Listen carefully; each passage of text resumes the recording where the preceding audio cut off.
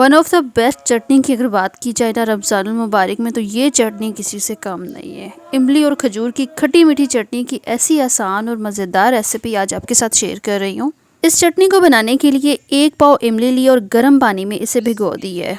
इसे हमने अच्छा सा मसल के इसका जो गूद है वो अलग कर लेना और गुठलियाँ इसमें से अलग कर लेनी है। इसी तरह यहाँ पर खजूर ली और खजूर में से भी गुठली निकालिए, गर्म पानी इसमें भी ऐड करूँगी और थोड़ी देर के लिए इसे भी रख दूँगी ताकि ये भी सॉफ्ट हो जाए। जब ये सॉफ्ट हो जाएगी तो इसे हम थोड़ा सा हाथ से मसल लेंगे और इसे फिर हम एक ग्राइंडर जार में ऐड कर देंगे। दोनों पल्प हमने ग्राइंडर जार में ऐड कर देने हैं। इमली की गुठलियाँ आपने याद से निकाल लेनी है। इसका जो छिलका है वो भी आपने रिमूव कर लेना है। हमें यहाँ पर सिर्फ और सिर्फ पल्प ऐड करना है। अब इस पल्प में 1 पानी का गिलास ऐड किया है और साथ ही हमने इन दोनों चीज़ों को अच्छा सा ग्राइंड कर लेना है ताकि ये बिल्कुल लिक्विड फॉर्म में बन जाए। अब इस लिक्विड फॉर्म को हम ऐड कर देंगे एक कढ़ाई में और इसमें साथ साथ हम चम्मच हिलाते जाएंगे। हल्की सी फ्लेम पे अब इसे हमने कुक करना है।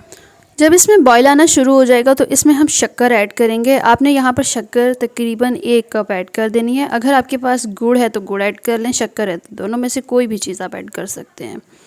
अब यहाँ पर मेन स्पाइसेस जिसमें चाट मसाला जाएगा ½ टी स्पून, नमक इसमें ऐड करेंगे ½ टी स्पून, काला नमक इसमें जाएगा ½ टी स्पून। ये तीनों मसाले इसमें ऐड करेंगे और अच्छा सा इसे मिक्स कर लेंगे। इन मसालों के साथ इस चटनी का जो टेस्ट है बहुत ही ज़बरदस्त होगा। ये खट्टी मीठी सी जो चटनी है आप इसे बनाएं।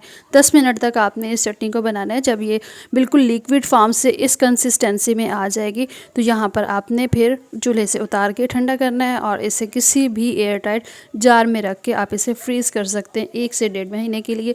ये बिल्कुल भी ख़राब नहीं होगी, ना ही इसका टेस्ट चेंज होगा। आप इसे समोसे, पकोड़े, कचौरी किसी भी स्नैक्स के साथ रमज़ानुल मुबारक में खा सकते हैं। वीडियो पसंद आए लाइक ज़रूर कीजिए।